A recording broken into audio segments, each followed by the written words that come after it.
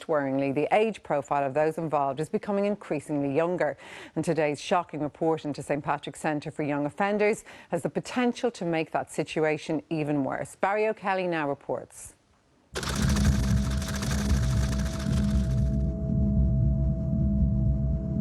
Gangland violence has once again reared its head, with 13 murders so far this year.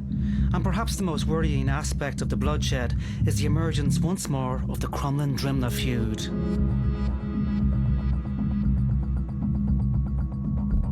This is the latest Garda report on the feud and the gangs behind it. It catalogues a decade of shootings, stabbings and pipe bombings, which has left 15 people dead and a community under siege. The report obtained by Primetime reveals the size and scale of the gang's operations and identifies more than 100 people who've been associated with the two sides. The Garda report notes how those at the centre of the feud openly revel in the bloodshed. One entry here notes how in the wake of the murder of Anthony Cannon, a group from a rival faction are seen celebrating in the street.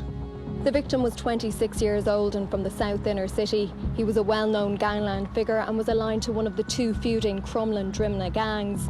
Further on in the report, one gang member told Gardaí 2 years ago there will be a long list of victims to follow and that the next one up will be Gerard Eglinton. Gerard Eglinton was downstairs with the children, a toddler and 3 weeks ago, Eglinton became the latest man to die, gunned down at a house in Portlaoise in front of an 11-year-old girl. It's shown the new ruthless streak that's out there. The people are quite prepared to murder people in front of young children.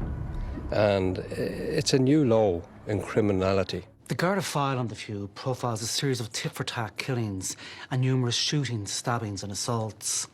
A recurring theme in the stories of those who survive attacks is an unwillingness to make a complaint or a failing memory of what happened. Good people are afraid to stand up and be counted, and it's very difficult for them to stand up and be counted, because if they do, the next thing is there's an attack on their house. Intimidation is the name of the game. The Garda file notes how one man is brutally stabbed and how in another incident a car is driven through the front of a house. And further on, a man is left paralysed. And in each case, the victims are unable to identify the alleged perpetrators. Families are living in terror. When a neighbour is intimidated, you feel intimidated as well. So if the house next door to you is being shot up, your actual feeling intimidated also. So it's the community feels intimidated. We have an awful lot of people in the community who fear that if they come out, they don't know what's going to happen, whether there's going to be another petrol bomb, whether there's going to be a pipe bomb, whether somebody is going to be shot. Like, the vast majority of the people in this community are law-abiding citizens. They want to go about their daily lives. Guards have had successes here in Crumlin in fighting local criminals and gangs that are involved in serious crime. But it's not just a Garda problem. This is a multi-agency problem. It's not just a simple matter of law and order. The Garda file identifies this man, Freddie Thompson, as a figure associated with one side of the feud. Thompson is now on bail in Spain and as such no longer maintains a presence in Dublin. However, some of his Irish associates have now returned from Spain, unable to afford the luxury lifestyles they once enjoyed from the trade in drugs, particularly cocaine. It's frightening. The money and drugs, they're vying for territory out there, one gang against the other. And it's all over money. The pressure is felt most keenly by people at the bottom of the ladder, people living in local estates who are getting into serious trouble over debts of a couple of €1,000. On a weekly basis, people are being intimidated to pay back their adult children's drug debts, and they're being given 48 hours to do that. One of the big differences now, say in the 80s, has been that the drug debt was with the individual that was the drug user. So the worst that may happen to them was that they got a few slaps. Their family's tyres might have been slashed. If they unfortunately died, that debt was seen to die with them. Nowadays, the debt just becomes the family debt. There seems to be no shortage of newcomers to the gangs who are also responsible for a wave of intimidation, which is more to do with money than the feud. Every time someone is shot, there's someone there to take his place. As the Garda intelligence file shows, the lineup of the gangs has also changed. Gone are all these men, all victims of the feud. But they've since been replaced by a new, younger generation who've come up through the ranks of the gangs since their early teens. They have sophisticated weapons. And a young fella today, he has no problem in 15, 16 getting a weapon. The kids get involved in the gangs in this area. You're not going to get out. You're not going to be allowed to leave the gang because you will have too much information. As you get older, you will get more information. You're not allowed to leave the gangs. The latest murder has led to fears of a new cycle of killings from a feud which is now running for almost 15 years and has left a community in dread of yet more violence.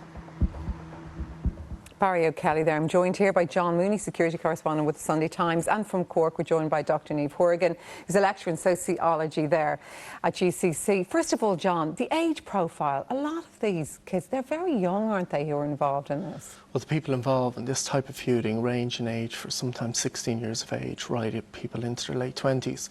They live what could be described as best as dysfunctional lives. They're regularly using drugs, large amounts of alcohol being consumed. And I think the one common denominator with them all is that they have a lack of empathy for other people and obviously life. Some of this activity, this violent activity, it really is something that it can be quite spontaneous, and that people in some cases are being killed because of the perception that they've done something on them. They don't necessarily have to have done something on them.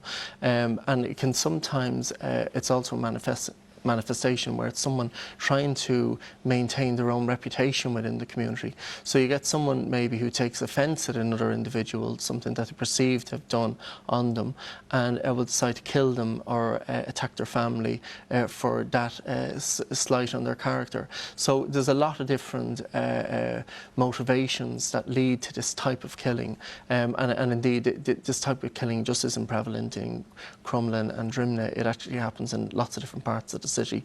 I think possibly there's a lot of focus on what's happening there because people who have no connection with this type of activity have been injured in the recent past. But again, this is prevalent throughout many of our cities. And Niamh Horgan, I mean, it's an area you're just so, versed in, you know it so well. I'm still shocked by the age profile of a lot of the young people involved in this. Well, in fairness, I think a lot of the recent research on the phenomenon and everything we know would suggest that that age profile is steadily decreasing.